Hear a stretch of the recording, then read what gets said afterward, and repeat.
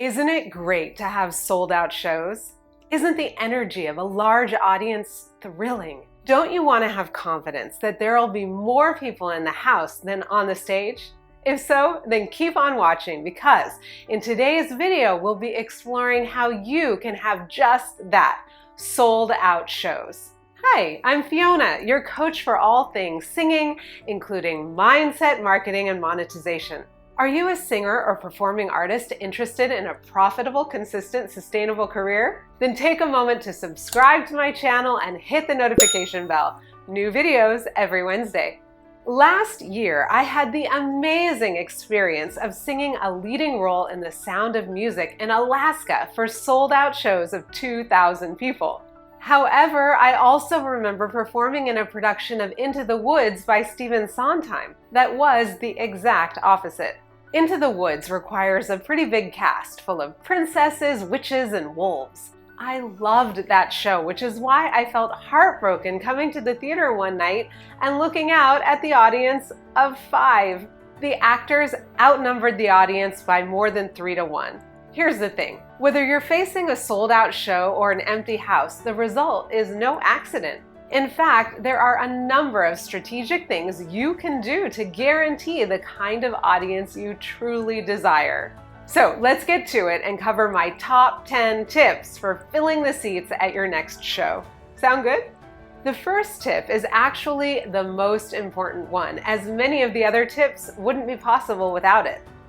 Promote your shows. The biggest mistake I see singers make when it comes to promoting their shows is that they just don't do it at all. And honestly, I get it. I've been there. Fear and imposter syndrome ruling the day and making me too embarrassed to invite even my closest friends and family to my shows. But no more. I have a voice, I deserve to be heard, and so do you. Are you with me?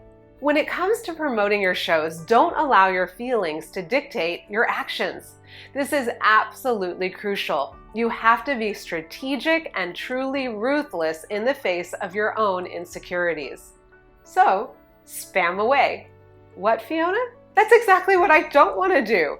I know, and that's my point. Your fear of spamming your friends is what's keeping you from really doing your job as a singerpreneur. You've got to promote your shows, and a strategic marketing campaign is not spam. Not only that, but your friends are not your ideal fans. Some, and hopefully your mom, may be super fans, but most of them have their own lives. So the more you develop your own following, the clearer you'll be about exactly who are your ideal fans and how you can attract them. I talk all about how to attract your ideal fans in this video, and you can also get even more clear about your ideal fans by downloading my free branding guide, link in the comments below. What's really necessary is that you become your own publicist, and to that end, design a real promotional plan. Make sense? Your promo plan can start off simple. Just sending out a few emails is better than nothing. But as you grow in confidence, you can get creative and strategic with your plan, and definitely count backwards from the show date. In fact, the second you get cast or book a gig, you can start thinking about promotion. From your first announcement to behind the scenes prep to where to get tickets to a teaser reel. I hope it's clear. I'm definitely telling you to plan ahead, okay? One of the worst things you can do before a show is to wait until the last minute to start promoting. Some of your fans, like me, have children to juggle and babysitters to hire. But even your more spontaneous fans like to know what their choices are for the weekend in advance. Even though they may not make a decision until the last minute, you still want to be top of mind. Increase the chances that your fans will be free by giving them a heads up in advance. Make sense? Tip 6 is to develop an email list. Yes, we're all doing so much more of our communication via social media. However, keep in mind that you don't actually own your followers, which I talk all about in this video on how to make it as a singer.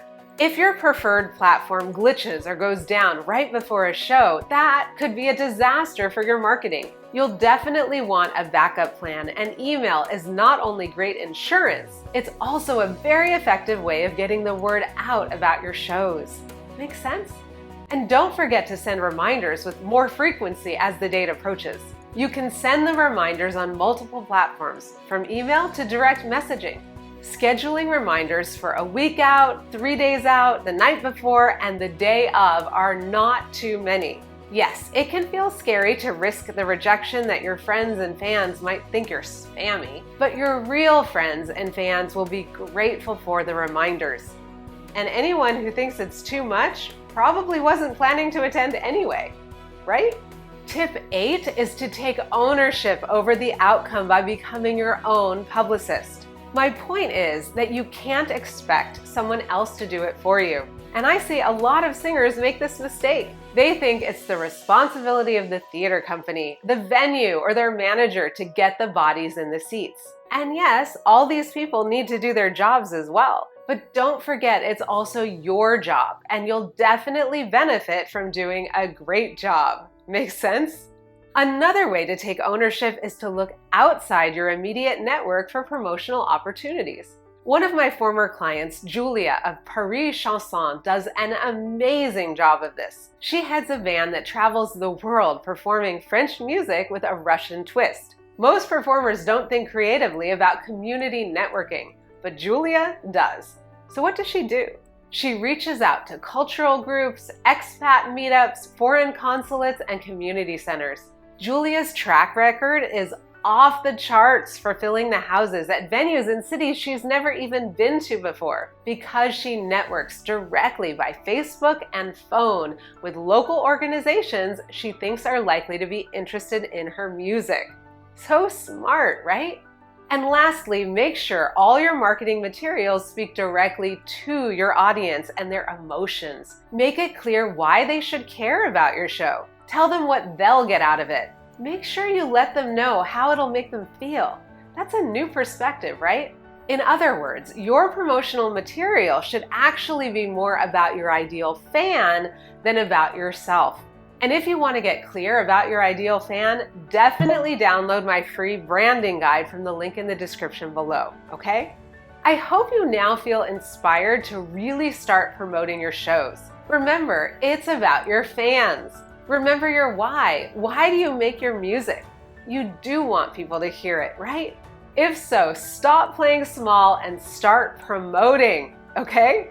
Now, help me promote my channel by liking this video, subscribing to my channel, hitting the notification bell so you won't miss a single video, and sharing it.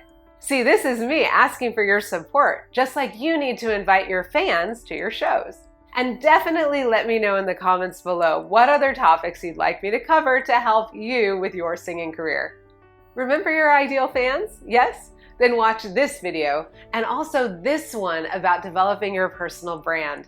And now, as always, go out into the world and let your light shine. You deserve to be heard and the world deserves to hear you.